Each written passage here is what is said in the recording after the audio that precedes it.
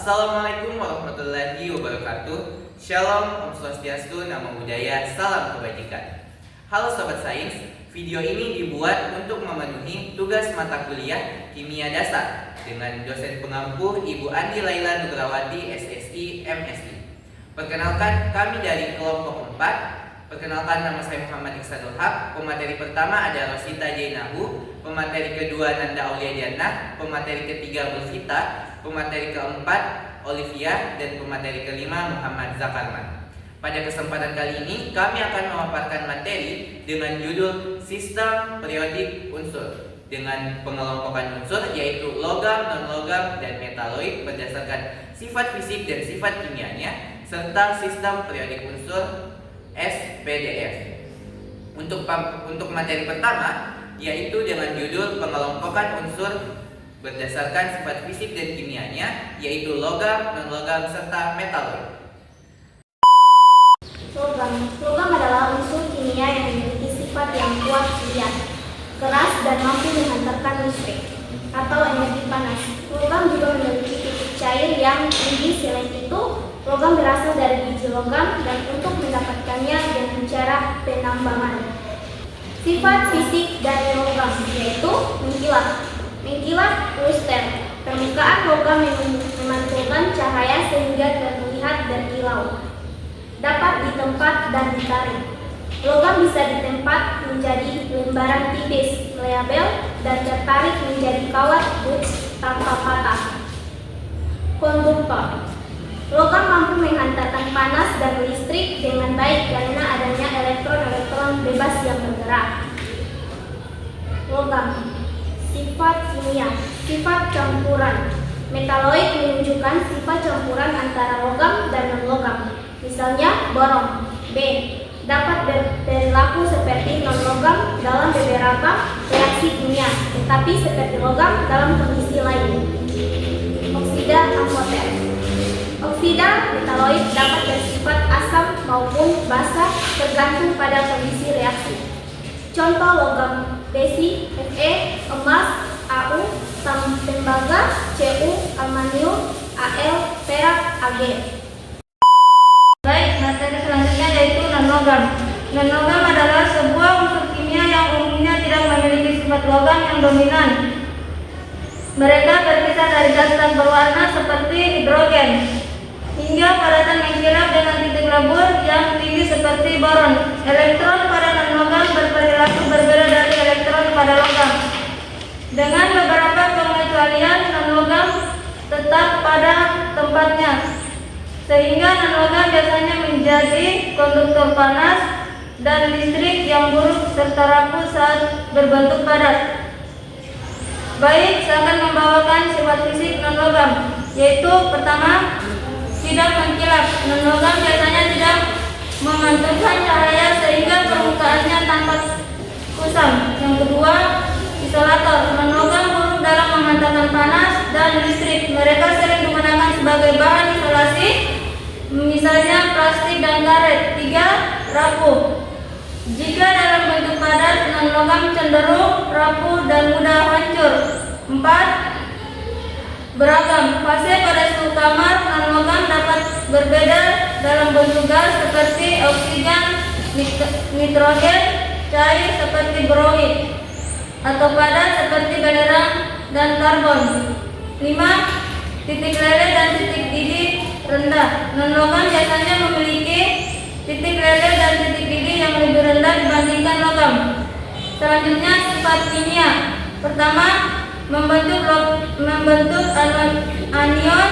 Non-logam cenderung menerima elektron saat bereaksi, membentuk ion bermuatan negatif atau anion. 2.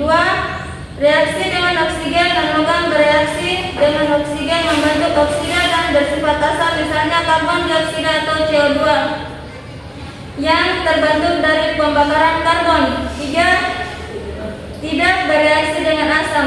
Non-logam umumnya tidak bereaksi dengan asam seperti logam. Selanjutnya saya akan membawakan materi contoh non-logam. Yang pertama, oksigen. Kedua, karbon. 3, nitrogen. 4, belerang, dan terakhir fosfor. Baiklah, di sini saya akan melanjutkan materi yang dibawakan oleh Nanda Auliajana. Di sini saya akan menjelaskan metaloid.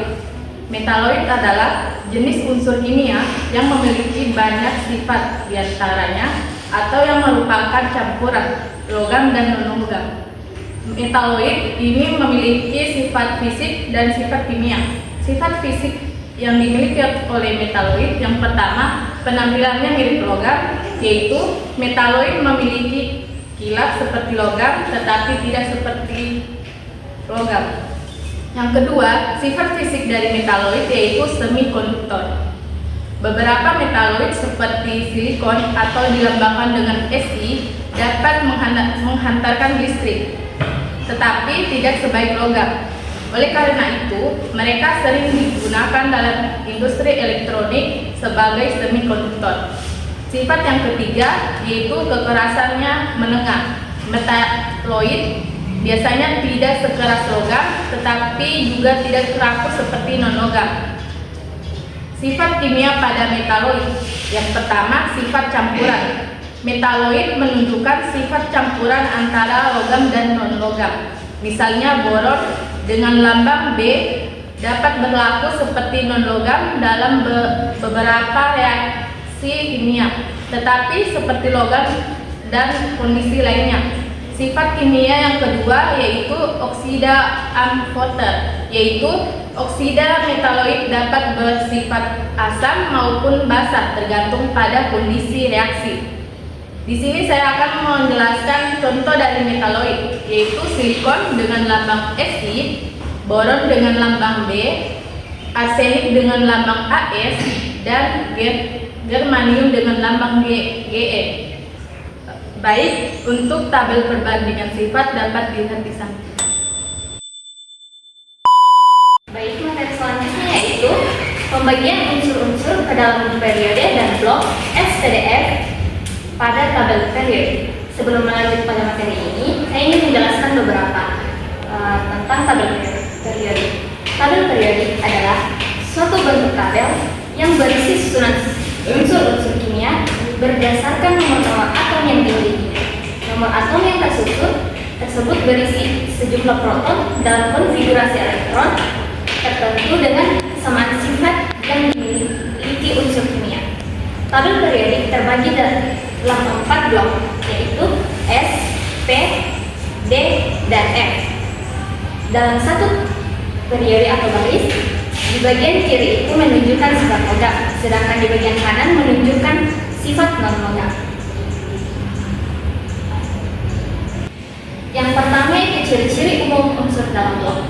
Yang pertama adalah blok S, di mana konfigurasi elektronnya yaitu orbital S sedang diisi maksimal 2 elektron di orbital S. Adapun sifatnya yaitu umumnya bersifat logam kecuali hidrogen dan helium. Reaktif terutama logam alkali golongan 1A dan logam alkali tanah golongan 2A. Logam alkali sangat reaktif dengan air, menghasilkan gas hidrogen dan larutan basah. Elektron valensi berada di subkulit S. Adapun contohnya yaitu hidrogen, helium, natrium, dan magnesium.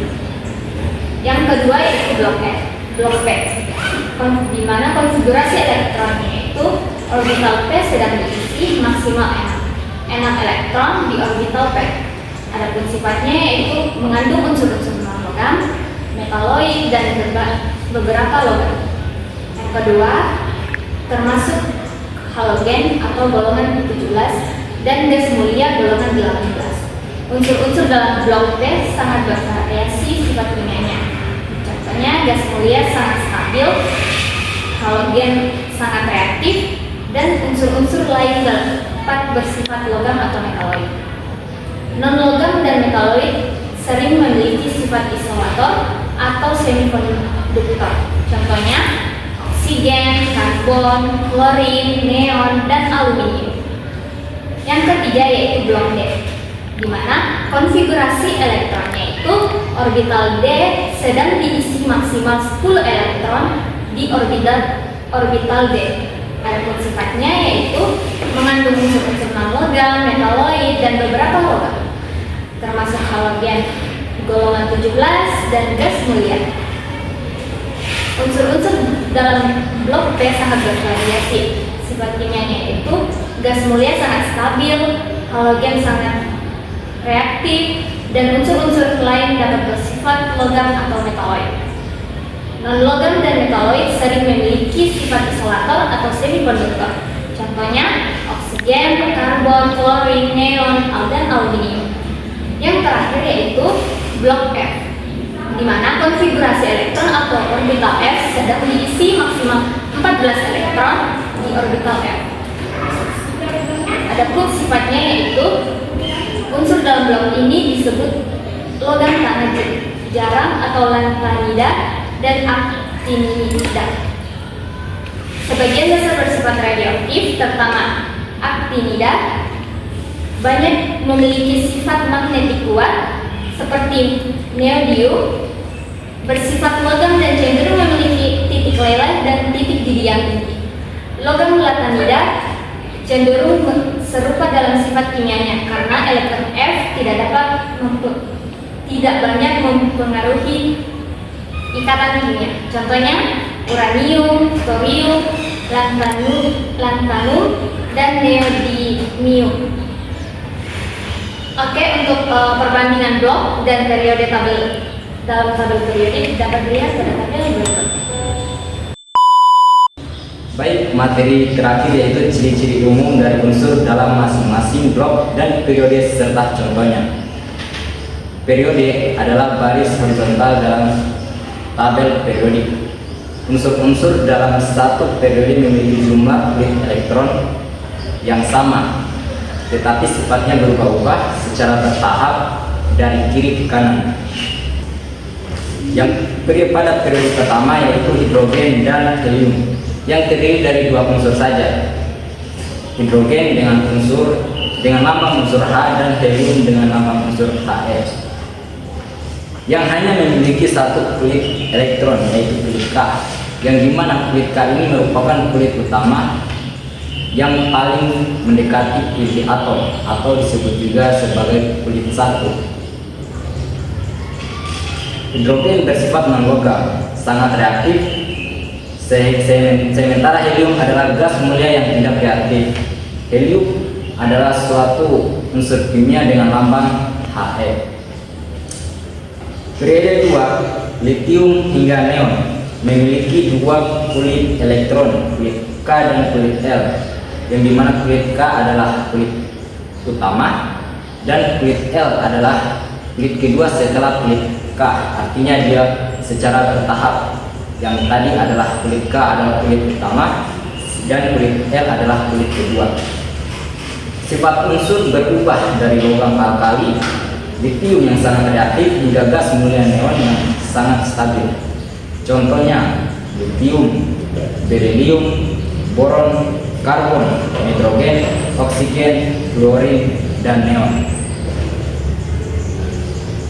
Periode 3, natrium hingga argon, memiliki tiga kulit elektron, kulit K, L, dan M. Pola yang sama seperti periode 2, mulai dari logam reaktif atau natrium hingga gas mulia atau argon. Contohnya natrium, magnesium, aluminium, silikon, fosfor, sulfur, fluorin, dan argon. Periode 4 hingga periode 6, unsur-unsur dalam periode ini semakin kompleks dan memasukkan logam transisi di tengah-tengah tabel periode. Periode 4 mengandung unsur.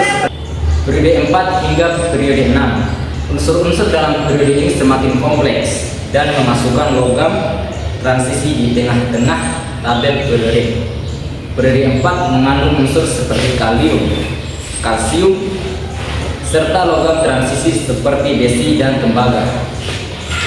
Periode 5 dan 6, unsur-unsurnya lebih berat muncul, sehingga logam tanah jarang dan aktinida di periode 6 dan 7. Setelah pemaparan materi tadi, apabila teman-teman ada yang kurang dipahami ataupun yang ingin ditanyakan dari materi kami, boleh langsung menuliskannya di kolom komentar. Akhir kata, terima kasih dan wassalam.